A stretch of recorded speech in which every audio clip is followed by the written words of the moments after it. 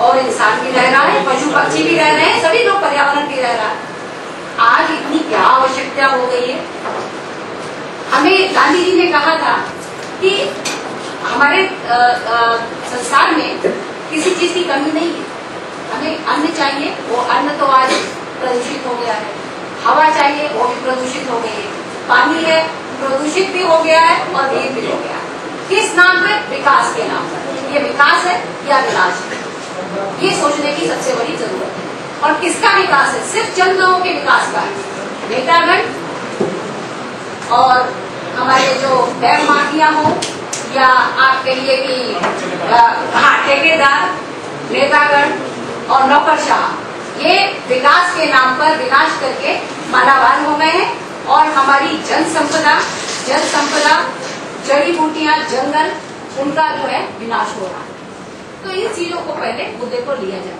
और हम लोगों ने तो पूरा इसका विरोध किया था, और विरोध के कारण ही 6-7 महीने से पूरी सरकार जो है और कई लोगों से सुना भी है कि हम 9 लोग, तो मंत्री लोग हमें कैसे किस तरह से सहेंगे ये बात। जैसा रवि जी कह रहे हैं वो सही है कि हमें कहा गया था स्टैंडिंग कमेटी में भी आप लोग होंगे, और देखने में तो हम लोग बहुत हाई पावर कमेटी में है, लेकिन हम लोग की आवाज वहां तक नहीं। देख लीजिए हाल गंगा का कुछ एक स्लाइड्स में चाहती हूँ, जो लोगों ने नहीं देखी, बहुत लोग तो जानते हैं।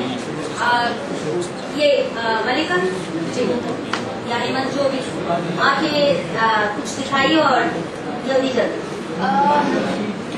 Just quickly, I just wanted to let everybody know that Maneri Bhali 1 and 2 are the 2 existing dams along the same line of Lohari Nagpala. ये 2 डाउनस्ट्रीम बांध है, और इन दोनों की ये वास्तविक स्थिति है कि वहाँ पे बांध के बाद जो गंगा का जो मूल धारा है वो पूरी तरह से सूखी रहती है, और इनका प्रोडक्शन भी बहुत डिक्रीज किया है।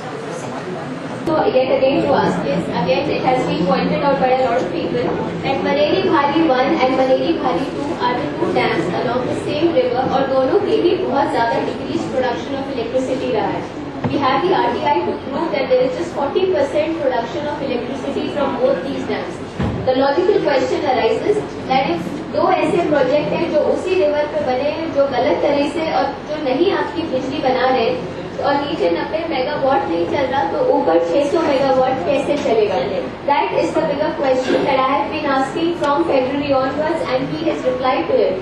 क्योंकि 2 रीजन जिसके कारण बांध नहीं काम कर पाते, मॉनसून में बहुत ज्यादा सिल्ट है और ठंडियों के समय में पानी ज्यादा है ही नहीं। ये सिचुएशन तो हमेशा ही बनी रहेगी।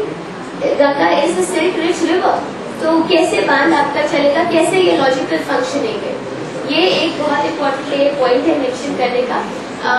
अगेन जहाँ तक वायलेशंस की बात आई थी, सच वायलेशंस के ऊपर जो मैं आपको बता रही थी, मधु जी, रवि चोपड़ा जी, सिद्दीकी जी एंड आप लोग गए थे जनवरी के अंदर to study the violations. It has been officially documented by the national Ganga river basin authority members.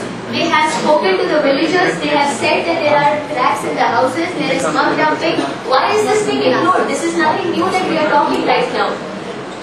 So these are the 2 questions again. Yeah, sure. Precisely the point of the matter is that Maneri Bhali 1 and 2 has not been functioning properly. 2 there have been severe violations जो Maneri Bhali 1 और 2 दोनों में देखी गई है। कोई environmental flow का कोई औचित्य नहीं करता है। Maneri Bhali 1 और 2 के बाद कोई फ्लो ही नहीं है, कोई गंगा ही नहीं है, तो कहाँ का environmental flow